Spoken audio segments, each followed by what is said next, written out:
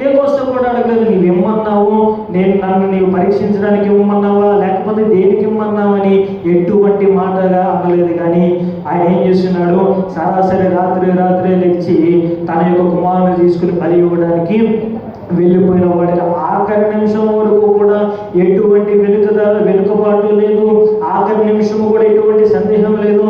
దేవుడే ఏర్పాటు చేసి ఉంటాడు అన్నటువంటి ఆలోచన కూడా అబ్రహాము గారికి ఏ కోసం లేదు. ఎటువంటి విధంగా ఎటువంటి సందేహం అంటే చేస్తాడా చేయడని కాదు, అసలు జరుగుతుందా జరగదు, ఇంకా ఏ యొక్క రెండవ ఆలోచన లేకుండా, లేకపోతే దేవుడు చెప్పిన దానికి ఏ యొక్క ఆశీర్వాదం మనం చూడబోతున్నాం అన్నటువంటి ఆలోచన లేకుండా ముందుకు మనం వెళ్ళగలిగిన వారమైతే దేవుడు ఏం చేస్తాడండి, మన జీవితంలో జరగాల్సిన ప్రతి ఒక్క మేలును ఆయన ఏం చేస్తాడు, జరిగించేటటువంటి దేవుడు అంటున్నాడు. హల్లెలూయా, హల్లెలూయా.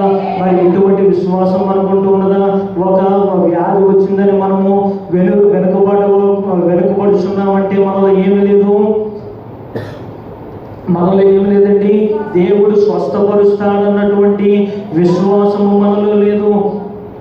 దేవుడు మనకు ఆరోగ్యమును ఇచ్చినప్పుడు, లేకపోతే దేవుడు మనల్ని జ్ఞాపకం చేసుకున్నప్పుడు, మనము ఆ యొక్క మంచము మీద పడినటువంటి స్థితిలో నుంచి దేవుడు మనము పైకి లేపినప్పుడు మనం ఏం చేస్తామంటే ఆ యొక్క ఆరోగ్యముతో దేవుని యొక్క సన్నిధికి సమయానికి మనం రాగలుగుతున్నామా, దేవుడిని ఆరాధించగలుగుతున్నామా, ఏదేదో కారణాలు చెప్పి, లేకపోతే ఆ యొక్క పరిస్థితిని దేవుని యొక్క సన్నిధిని విడిచిపెట్టడానికి మనం చూస్తున్నామా. మరి మిరియాము గారి గురించి ప్రార్థన చేయమని ఆ యొక్క ప్రార్థన అవసరత అడిగినా కానీ ఆమె మరి వచ్చి ఉంటున్నది. దేవుడు ఆమెను ఆశీర్వదించి ఆ యొక్క అనారోగ్యం నుంచి బయటకు రప్పించునుగాక, స్వస్థపరచునుగాక. హల్లెలూయా, హల్లెలూయా.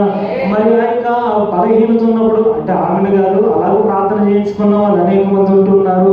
ఒకరిని పెంచాలని ఒకరు తగ్గించాలని నేను ఎప్పుడు చూడను. కానీ అయితే బలహీనత ఉన్నప్పుడు, లేకపోతే ఏదైనా వ్యాధి ఉన్నప్పుడు, లేకపోతే ఏదైనా బాధ ఉన్నప్పుడు మనం దేవుని యొక్క సన్నిధికి మనం రాలేకపోతున్నాం అంటే మనలో ఏమి లేదండి, విశ్వాసం లేదు. మనకు సందేహము వెళ్ళగలనా లేదా?